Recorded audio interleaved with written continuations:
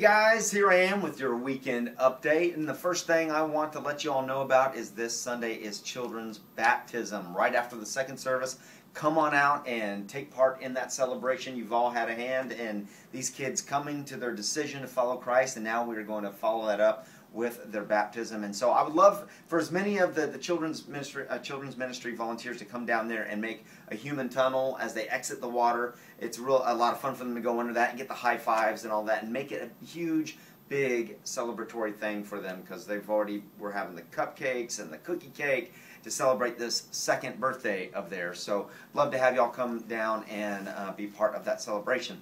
Another thing I wanted to talk to you all about is really the way that we refer to what we do down in Children's. It's not ever child care, but child programming. And I want us all to get this in our heads because it's important that we're conveying to other volunteers and conveying to the parents and to anyone that we're talking to about the children's ministry that we don't do child care where we're just watching kids poop, eat, and pee.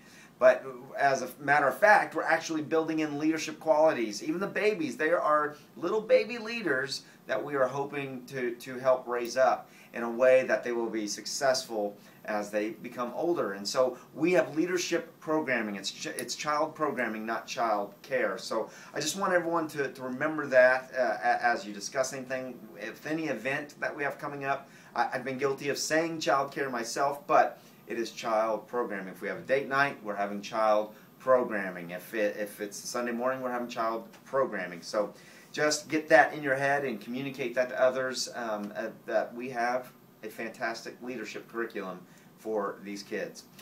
The other thing I wanted to bring up, and this past weekend, my son Paxton had gotten a little ill during the 10 o'clock service. I mean, he completely passed out in his classroom, asleep, and he's never done that before. He wasn't feeling bad before we got there. I really don't know what happened, and it made me think, and this isn't what I think happened, but it was something that we were thinking about between me and my wife, is that if maybe he had gotten into somebody's purse that had medication in it and he had taken something, because by the end of the day, it, like, whatever it was, ran its course. He had a little bit of a fever, but it all went away and he was good for the rest of the day. I'm pretty sure it was just sickness and virus or something. But it started to make me scared a little bit that, wow, what if somebody, a volunteer, what if one of you left your purse out and it had a medication of some sort in it that he got a hold of? So with all that being said, it's not something we've ever really talked about, as Gina and I were discussing it, that there's not been really any rule as to what you do with your purses and stuff. I think everyone's either been putting them up on the hooks or putting them up under the cabinet, but I think the cabinet with the ties on it is the best place to put it. So if you could put your stuff in that in the counter underneath where the water jugs are, that would be great, because that was kind of a scary thing on Sunday morning for us, and I really hope that wasn't what it was. But we need to be on the lookout for that stuff. We don't want kids, especially the toddlers, going through your purses, your bags, where you might have something that would not be good for them to get a hold of. So let's just make sure those are out of the way in a safe place.